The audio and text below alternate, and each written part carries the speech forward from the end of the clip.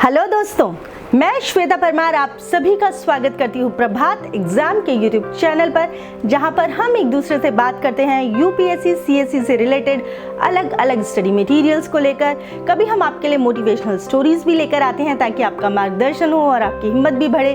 कभी कभी हम आपके लिए दूसरे कॉम्पिटिटिव एग्जाम से रिलेटेड भी स्टडी मटेरियल्स और other competitive study stuff available कराते हैं। आजकल मैं आपको इस सीरीज में पढ़ा रही हूँ जो हम ऑप्शनल पेपर चूज करते हैं उनके क्या सिलेबस हैं।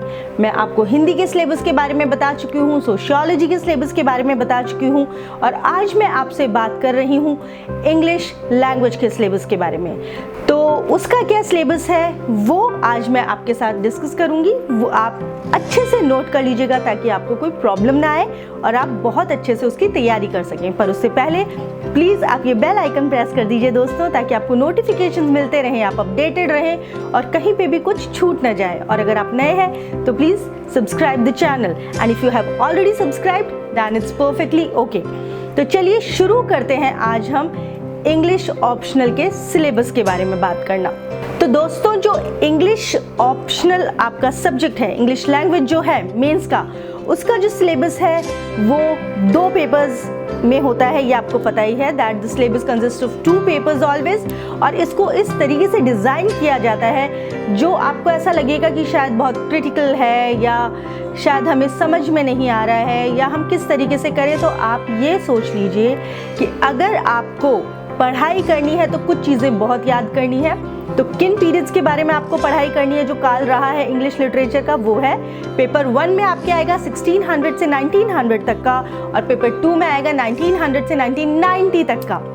तो इन सब के बारे में आपको ज़रूर पर्टिकुलर जो मैंने आपको पीरियड दिया है उसके बारे में आपको बहुत अच्छे से पढ़ाई करनी है। तो अब आपको ये भी बता दूं कि जो कंपल्सरी क्वेश्चंस होते हैं इस पेपर के लिए वो 2 कंपल्सरी क्वेश्चंस होते हैं।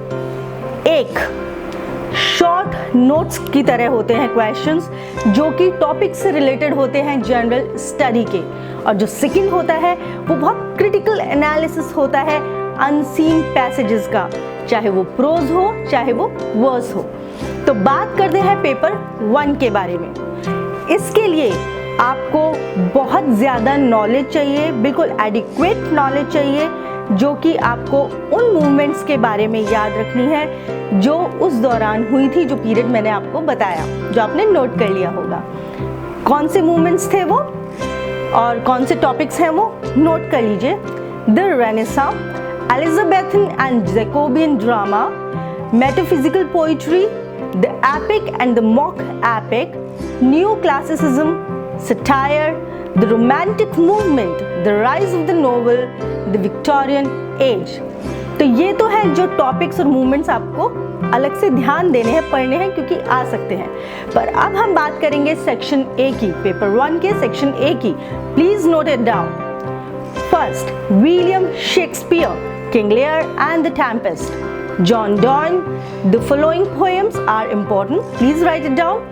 Canonization, Death Be Not Proud, The Good Morrow, On His Mistress Going to Bed, and The Relic.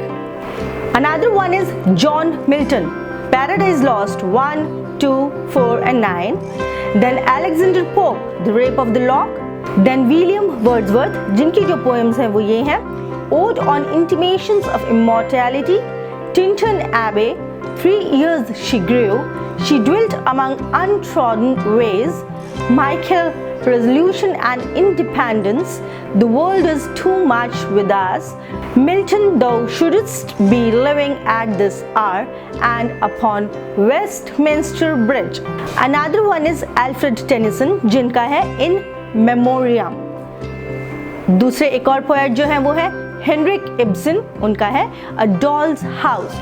अब हम बात करेंगे सेक्शन बी की, आप उसको नोट डाउन कर लीजिए। Jonathan Swift, Gulliver Travels, Jane Austen, Pride and Prejudice, Henry Fielding, Tom Jones, Charles Dickens, Hard Times, George Eliot, the Mill on the Floss, Thomas Hardy, Tess of the D'Urbervilles, Mark Twain, the Adventures of Huckleberry Finn. तो ये syllabus जो है वो आपको बहुत अच्छे से याद करना है पेपर 1 का। अब हम आते हैं पेपर 2 पर। तो पेपर 2 जो है इंग्लिश ऑप्शनल का, उसका क्या सिलेबस है, प्लीज नोट इट डाउन। लेकिन उसके लिए you will also be required to show adequate knowledge of which topics and which movements, please write it down. Modernism, poets of the 30s, the stream of consciousness जो novel है वो, absurd drama, colonialism and post-colonialism, and then Indian writings in English, Marxist, psychoanalytical and feminist approaches to literature, postmodernism, इन सब के बारे में आपको अच्छे से देख लेना है, इन टॉपिक्स के पढ़ लेना है और इन मूवमेंट्स के बारे में भी तैयारी करनी है। तो अब आते हैं हम पेपर 2 के सेक्शन ए पे। तो please note it down friends. First one is William Butler Yeats.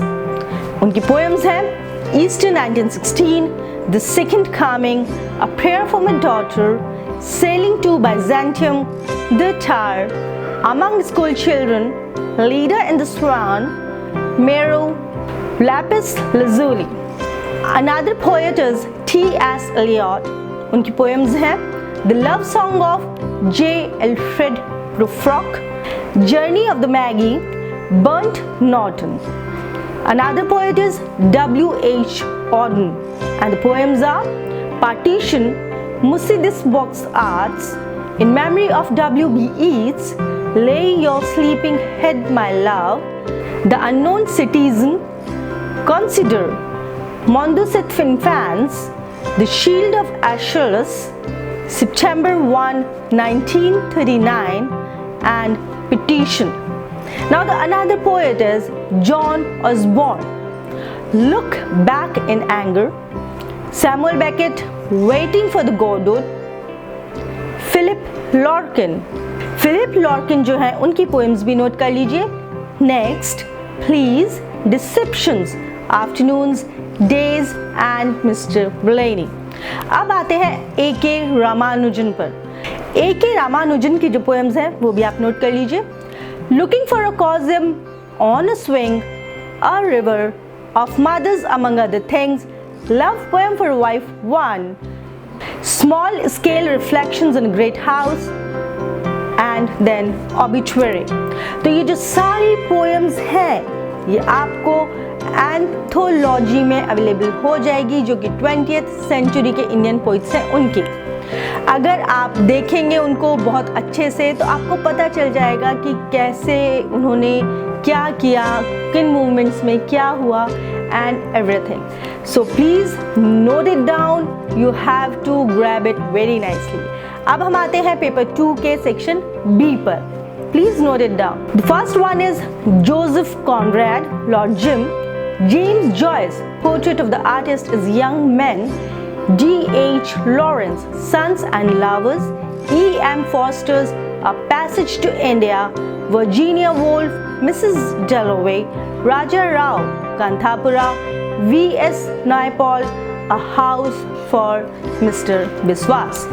तो ये था इंग्लिश लिटरेचर का यानी कि इंग्लिश लैंग्वेज का आपका ऑप्शनल सब्जेक्ट का सिलेबस, जो कि आपके काम आएगा अगर आपने ऑप्शनल सब्जेक्ट में जो लैंग्वेज चूज़ की है वो इंग्लिश की है और आपको उसी के अकॉर्डिंग ही तैयारी करनी है।